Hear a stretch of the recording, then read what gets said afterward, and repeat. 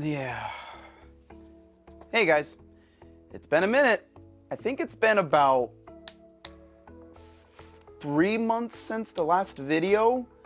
Yeah, I've just been so busy with, life and work. And while I haven't been, making videos, I have been keeping up with people who have been subscribing and people who have been commenting, and I want to thank all of you for both of those. And I did want to address some of the comments that I couldn't get to in this video. And while we're doing that, I also have a shoot later on that requires my VariCam to have an EF mount. So today I'm going to be converting the VariCam from PL mount to EF, and we're going to be doing that while I read some of your comments. And yeah, let's get to that. IMAX Hacks says, have you compared the VariCam LT to S1H? Some people say the image quality is identical. I actually have never used the S1H before. I heard that it was an amazing camera and still is. I was actually debating getting the S1H over the S5 2X, and I honestly would have gone for the S1H, but there have been quite a few times where I've needed a camera with autofocus for work. If autofocus wasn't an issue, or if I didn't need a camera with autofocus, then I definitely would have gone with the S1H. Livestreams UK 6004 says, the VariCam LT is a special cam. FX6 can only dream, but keep it to yourself, LOL. I have never heard the client influencing camera choice. Is that a US thing? I'm not sure if it's a US thing, but I can say that it's at least a New York thing.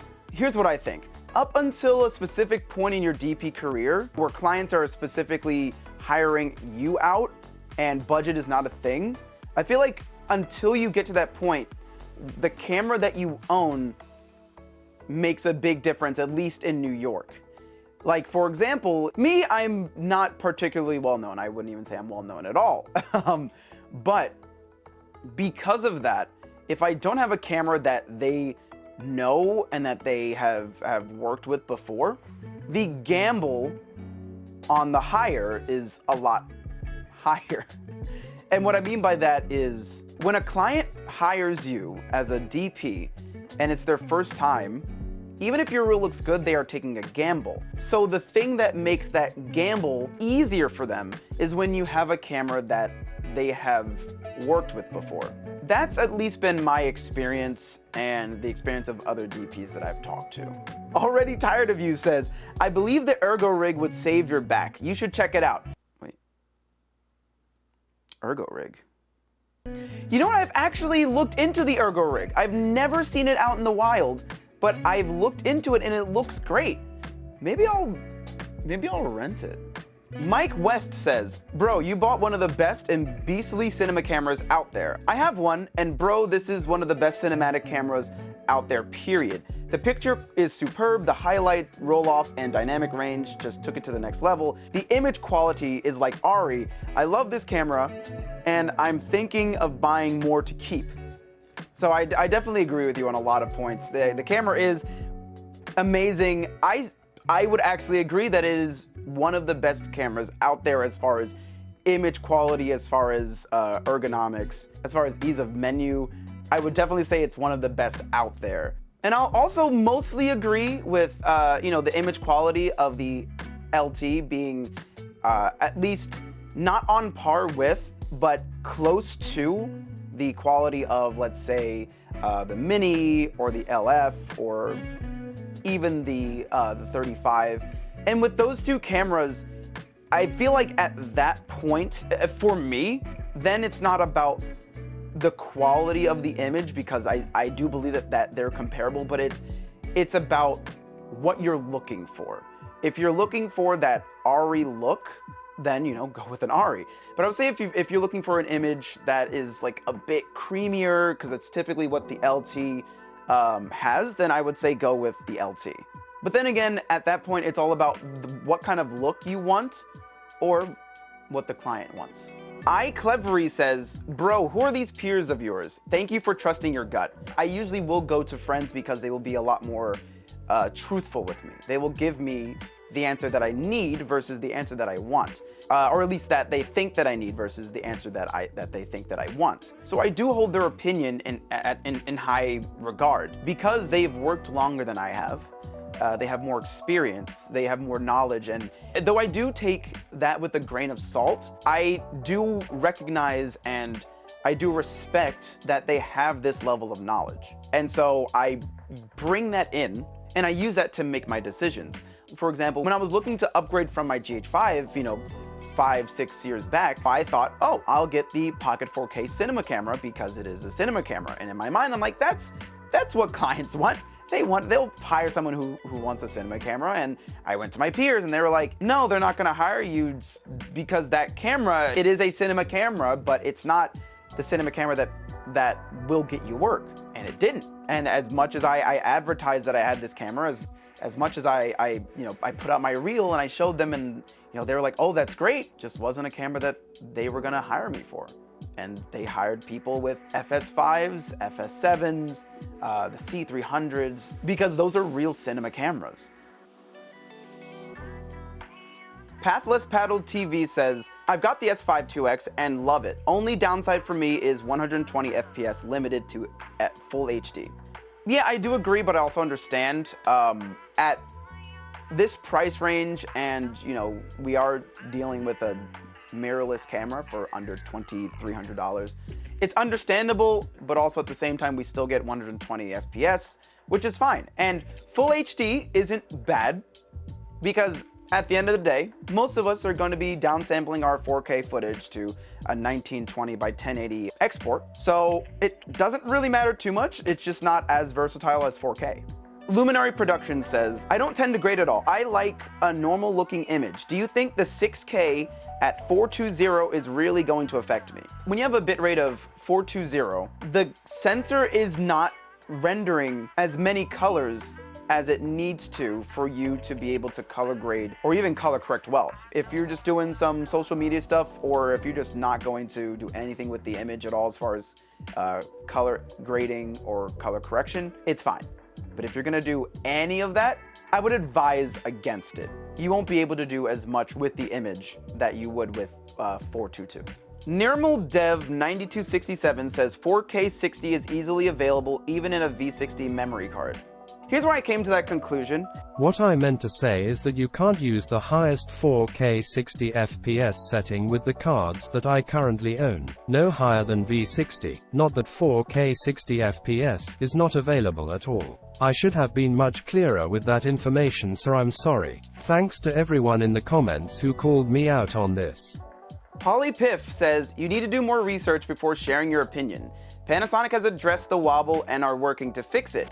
Also, using non-native lenses isn't really the best way to evaluate the usability of a camera's features. So I will agree that, or I should have used native lenses. However, at the time, the 50mm lens, which I got with the camera, it was back ordered, so that was the best that I had. And also, I was not aware that Panasonic said anything about the wobble. So yes, thank you for updating on that. And maybe I should have done a little bit more research. 2424 Rocket says, the music playing behind you is so awful that it makes your video almost unwatchable. Why do you think you need music to do a testimonial? Are we supposed to get up and dance, or is this some kind of drama? If we're interested in what you have to say, we don't need the totally inappropriate music. Listen. I hear what you're saying, but I like the music, so I'm gonna keep it. Here's my thing. The people who make these royalty-free songs for us content creators to make, they do good work. So the song isn't awful. If you think the video's unwatchable, it's because you don't like the video. You don't like me. And I understand, I'm not very good to look at. And that's why I'm behind the camera professionally. He also said, why do you think you need music to do a testimonial?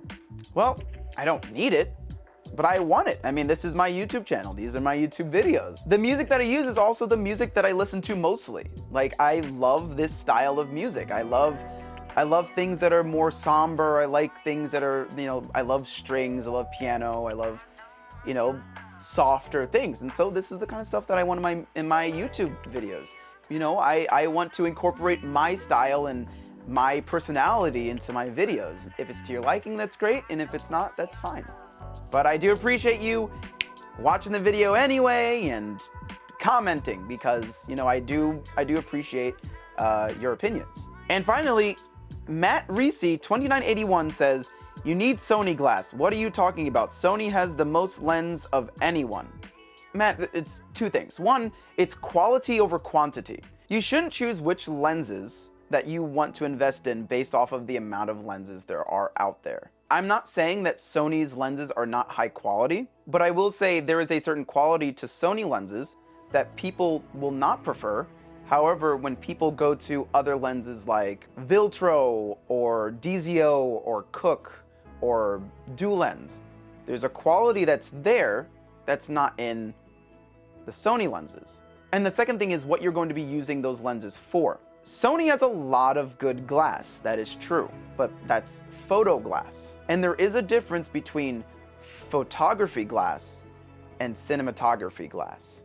And then I'll add an extra point to the end of this. If I took your advice and I said, okay, I will get E-mount lenses, Sony lenses, then I couldn't use them. There'd be no way that I could use those lenses unless I got a Sony, which I'm not gonna do. So that's the end of the video. I don't really know how to end this video. It's like, yeah, that's it. Great, we did it. Good job, everyone. Yeah! So I do want to thank you guys for, you know, watching this video. I do appreciate it. And for this new year, guys, let's kill it, you know? Here's a challenge I'm gonna do, and I'm gonna put this out there on YouTube, and I'm gonna regret it because I'm like, I don't want to do this because I'm lazy sometimes. But here's what we're gonna do. This is a challenge that I want all of you guys to do, okay? Make one video a month. That's it. Make one video a month. Just take one day. It doesn't even matter what it's about. It could be cooking, it could be cutting wood, it could be, I don't know, playing basketball, it could be editing on your computer. Make some type of like cinematic video. Even if it's by yourself, if it's with friends, it's great. Just shoot something. Once a month, shoot something, edit it, upload it somewhere. So let's make that a goal. Are you guys with me? Pinky promise? You did it. You did it. No take backs. You did it. Okay. Guys, thank you so much for watching this video. And until next time, stay creative. Don't be lazy. Make sure to eat. And have a happy new year.